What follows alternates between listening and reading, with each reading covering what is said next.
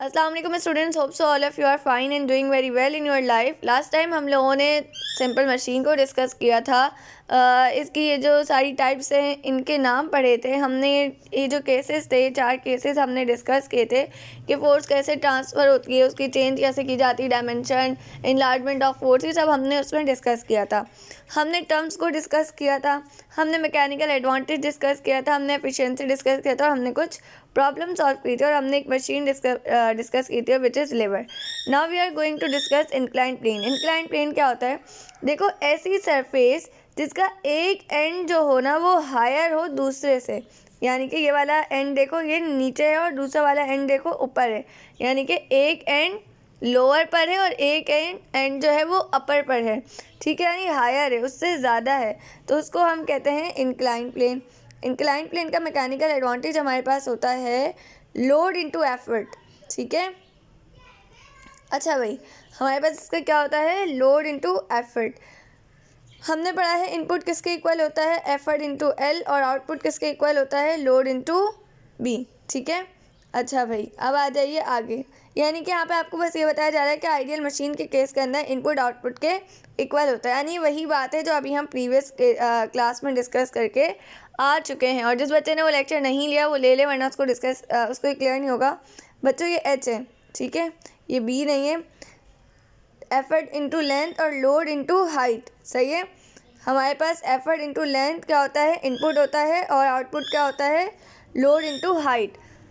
हमने क्या किया, हमारे पास यहाँ पर हमने इसका बनाना है फार्मूला। हम इसका फार्मूला कैसे बनाएंगे बच्चों? हमने अभी अभी क्या चीज़ देखी? हमने अभी देखा कि मैकेनिकल एडवांटेज हमारे पास होता है लोड इनटू एफर्ट, लेकिन हमारे पास आइडियल मशीन के केस में इनपुट आउटपुट के इक्वल होता है। अगर मैं इस ब्लॉक के ऊपर एफर्ट लगा रही हूँ तो ये कुछ डिस्टेंस कवर करेगा, वो डिस्टेंस मेरे पास होगा लेंथ, ठीक है। आउटपुट मुझे क्या मिलेगा कि मेरा लोड जो होगा ना वो किसी डिस्टेंस, किसी हाइट के ऊपर पहुँच जाएगा। ऐसा ही होगा, बिल्कुल ऐसा ही होगा। तो मैं ये लिख सकती हूँ कि इनपुट की जगह पे मैंने लिखा क्या? एफर्ट इनटू लेंथ, और आउटपुट की जगह पे लिखा लोड इनटू हाइट। ये मेरे पास क्या है? इनपुट, और ये मेरे पास क्या है? आउटपुट। अब मैंने लोड को ले गई इस तरफ, मैं एफर्ट को ले गई इस तरफ, तो ये मेरे पास हो गया। जब मैं एफर्ट को ले जाऊंगी इस तरफ तो मेरे पास ये हो जाएगा लोड अपॉन एफर्ट, और हाइट को मैं ले जाऊंगी इस तरफ तो ये मेरे पास हो जाएगा लेंथ अपॉन हाइट, सही है। अब हमने अभी पढ़ा लोड इंटू एफर्ट क्या होता है बच्चों? लोड इंटू एफर्ट हमारे पास मैकेनिकल एडवांटेज होता है। ये बात अभी हमने पढ़ी है यहाँ पर, बिल्कुल पढ़ी है। तो लिवर का मैकेनिकल एडवांटेज का फॉर्मूला क्या हो गया? ये हो गया, ठीक है। अच्छा भाई, हमने एक केस और पढ़ा है ट्रिग्नोमेट्रिक रेशियोज के अंदर कि some people have curly brown hairs, sine theta is equals to perpendicular upon hypotenuse, ठीक है। अच्छा भाई, हमारे पास क्या आ जाएगा कि sine theta upon perp upon hyp. अच्छा भाई, हमारे पास परपेंडिकुलर क्या है? हमारे पास परपेंडिकुलर है हाइट, और हमारे पास क्या है? देखो हमारे पास कुछ ऐसा आ रहा है, sine theta is equals to H upon L, ऐसे यार है, लेकिन यहाँ पे मेरे पास क्या है? एल अपॉन एच है, यानी ये तो उल्टा आ रहा है। अब इस केस के अंदर क्या होगा? इस केस के अंदर ये होगा कि साइन थीटा जो है, जो मेरे पास एच अपॉन एल आ रहा है, साइन मैं एल को ले जाऊँ इस तरफ तो ये मेरे पास हो गया एल, फिर ये कैसा हो जाएगा? मेरे पास कुछ ऐसा हो जाएगा। देखो मैं आप लोग को ये स्टेप बाय स्टेप सिखा रही हूँ। ये मेरे पास जो है ये अभी ऐसा है, sine theta is equals to H upon L, ऐसा ही है, बिल्कुल ऐसा ही है। मैं एल को ले गई इस तरफ तो ये मेरे पास हो गया L is equals to L into sine theta is equals to height, ऐसा ही हो गया, बिल्कुल ऐसे ही हो गया। अब मैं साइन थीटा को ले जाती हूँ इस तरफ तो ये मेरे पास हो जाएगा L is equals to H upon sine theta, ठीक है। और मैं अब एच को ले आई इस तरफ तो ये हो गया L upon H is equals to, अब ये ऐसे साइन थीटा आ रहा है तो हमें पता है इसके ऊपर कुछ नहीं है तो 1 है, तो ये 1 अपॉन साइन थीटा आ गया। तो ऐसे करके मेरे पास मैकेनिकल एडवांटेज क्या हो गया कि 1 अपॉन साइन थीटा जो है वो किसके इक्वल है? एल अपॉन एच के।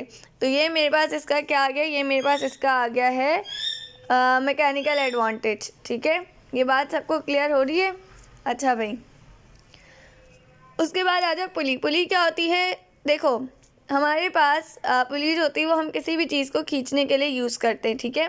जैसे कि पानी को कुएं में से निकालना है तो मैं पुली यूज़ करूँगी, सही है। इसके एग्जांपल हमारे पास वेल है, कुआं है, फ्लैग पुली है, ठीक है। अच्छा भाई, आइडियल केस में क्या होता है? इनपुट इक्वल होता है आउटपुट के, ठीक है। हमारे पास क्या है, एफर्ट इंटू, देखिए बच्चों हमारे पास क्या है, एफर्ट इंटू ओ ए और लोड इंटू ओ बी। हमारे पास ओ ए और ओ बी क्या है, अब ये चीज़ समझ लो। हमारे पास जो ओ ए है हमारा वो है यहाँ पर देखेंगे इस डायग्राम के अंदर तो शो ही नहीं किया हुआ, चलो मैं बता देती हूँ। देखो बी तो यहाँ पे आपको बताया गया है, ओ ये रहा और एक पॉइंट इसका ए है, ठीक है। अच्छा भाई अब देखो, अच्छा अगर अभी किसी को ये बात नहीं समझ आ रही हो ना तो वो फ़िलहाल मुझे पता है आप लोगों ने पहले से खुद से भी पढ़ा हुआ भी, ये रिवीजन क्लास है। अगर फिर भी बात ना समझ आए तो मुझे बता दिएगा, जब आप लोगों का मैं कल टेस्ट कंडक्ट कर लूँगी उसके बाद जो मेरा लेक्चर जो मैंने बहुत डिटेल में इस पर खुद की डायग्राम्स बनाकर समझाएगा वो आप लोगों को प्रोवाइड कर दूँगी। तो हमारे पास आइडियल केस के अंदर क्या होता है, इनपुट इक्वल हो जाता है आउटपुट के, तो effort into O A and load into O B. ओ पता है ना आपको क्या है, ओ ये जो हमारा जो टायर है ना जो यहाँ पे लगा हुआ है, ठीक है, इसका सेंटर पार्ट है, इसको हम कह रहे हैं ओ, और एक तरफ है बी और एक तरफ है ए जो हमारा रोप का है, ठीक है। ओ और ए और बी हमारे पास रोप के एंड्स हैं। तो एफर्ट हमारे पास किससे डोनेट की जाती है, पी से, और लोड हमारे पास डोनेट किया जाता है डब्ल्यू से। तो हमने क्या किया कि हमारे पास हमने एफर्ट को ले गए इस तरफ, तो ये हमारे पास हो गया क्या कहते हैं डब्ल्यू अपॉन पी, ऐसा ही हो गया। डब्ल्यू अपॉन पी हमारे पास क्या होता है, मैकेनिकल एडवांटेज, बिल्कुल सही बात है। और ये जो ओ ए था ये यहीं रहा और ओ बी को मैं इस तरफ रह गई, तो ये मेरे पास आ गया ओ ए अपॉन ओ बी। अब क्या होता है देखो बेटे, ए जो है वो इक्वल है ओ ए के और ओ ए इक्वल है ओ बी के, तो इस वजह से हम लोग इसको कंसीडर कर सकते हैं 1। तो हमेशा याद रखना कि जो फिक्स्ड पुली होता है ना, फिक्स्ड पुली, उसका हमेशा मैकेनिकल एडवांटेज 1 आता है। जो मूवेबल पुली होता है ना, जो मूव कर सकता है, मूवेबल पुली, उसका 2 आता है। ये बात क्लियर है? चलो भाई आगे आ जाओ। अब है स्क्रू जैक और इसका मैकेनिकल एडवांटेज। स्क्रू जैक में आपको बताएगा इनपुट इक्वल होता है आउटपुट के। इनपुट हमारे पास होगा एफर्ट इंटू 2 पाई आर। अब देखो मैं इसको डिटेल में जाके तो नहीं बता सकती कि 2 पाई आर कैसा है। 2 पाई आर असल में वो जो उसकी इस तरह की आ रही होती है ना स्लाइड्स, उनके ऊपर होता है। अब ये जब आप लोग मैं लेक्चर डिटेल में देखेंगे ना इंशाल्लाह, क्योंकि रिवीजन है तो बहुत फास्ट लेकर जाऊँगी मैं। इनपुट हमारे पास क्या है, एफर्ट इंटू 2 पाई आर, और लोड हमारे आउटपुट हमारे पास क्या है, लोड इंटू हाइट। तो मैंने लिखा कि इनपुट इक्वल है आउटपुट के, तो मैंने यहाँ पे इनपुट की वैल्यू डाल दी, आउटपुट की वैल्यू डाल दी। अब मैंने वही केस किया कि मैंने क्या किया कि मैं इस एफर्ट को ले गई इस तरफ और हाइट को ले गई इस तरफ, और मुझे पता है कि लोड अपॉन एफर्ट मेरे पास हो जाएगा मैकेनिकल एडवांटेज। ठीक है, ये कुछ इस तरह से आ जाएगा मेरे पास जब मैं इसको यहाँ ले जाऊँगी, यानी कि W अपॉन P हो जाएगा, और जब मैं इस हाइट को यहाँ ले आऊँगी। ठीक है, अब मुझे पता है W अपॉन P मेरे पास क्या है, मैकेनिकल एडवांटेज। तो स्क्रू जैक का मैकेनिकल एडवांटेज क्या आ गया, 2 पाई R अपॉन H। और याद रखना पाई की वैल्यू हमेशा होती है 3.14।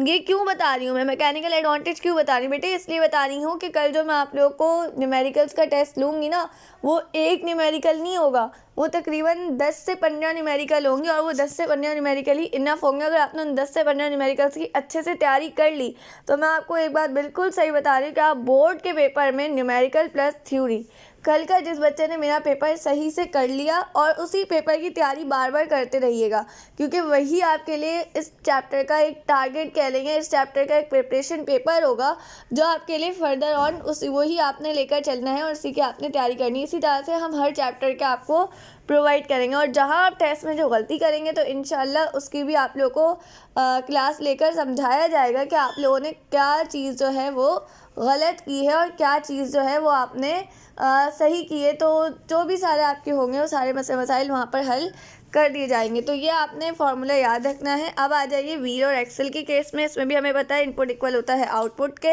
एफर्ट हमारे पास हो जाएगा 2 पाई आर और लोड हमारे पास हो जाएगा 2 पाई आर। यहाँ पे भी 2 पाई आर है, यहाँ पे भी 2 पाई आर है, दोनों तरफ 2 पाई आर से मल्टीप्लाई हो रहा है।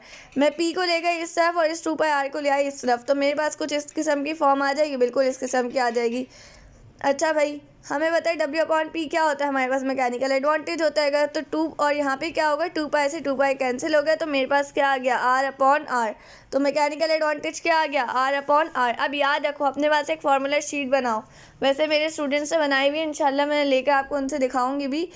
देखो क्या होता है, व्हील एंड एक्सेल जो होता है ना, इसका मैकेनिकल एडवांटेज क्या आ गया, इसका मैकेनिकल एडवांटेज है R अपॉन R। ठीक है, याद रखना ये दोनों ही रेडियस है, सही है।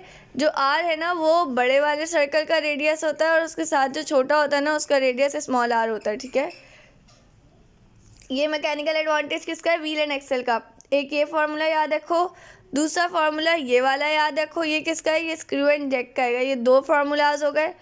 तीसरा फार्मूला सुन लो देखो फिक्स पुली का कोई फार्मूला नहीं है, फिक्स पुली का बस इतना याद रखना कि इसका जो मैकेनिकल एडवांटेज आता है वो 1 आता है और जो मूवेबल पुली होता है उसका 2 आता है, बस ये बात याद रखना।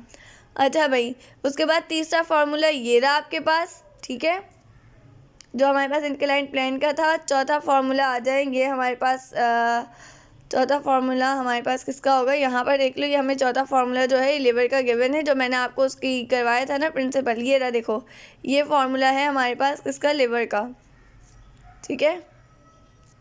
अच्छा भाई, आगे आ जाइए। ये हमने न्यूमेरिकल कल सॉल्व कर लिए थे। एफिशिएंसी का फार्मूला याद रखना, ठीक है, ये एफिशिएंसी के एमसीक्यूज़ के तौर पर याद रखना।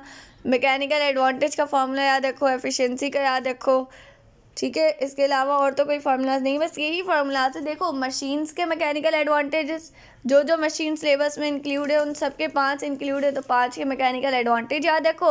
और क्या कहते हैं, आउटपुट इनपुट का फार्मूला याद रखो, मैकेनिकल एडवांटेज का फार्मूला याद रखो, एफिशिएंसी का फार्मूला याद रखो। तो बेटा सब कुछ आसान है, कुछ भी मसला नहीं है, बस इतने से फार्मूलाज हैं।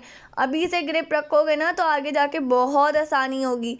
कोई भी मसला हो मुझसे फ्रीली पूछ सकते हैं आप लोग, ठीक है।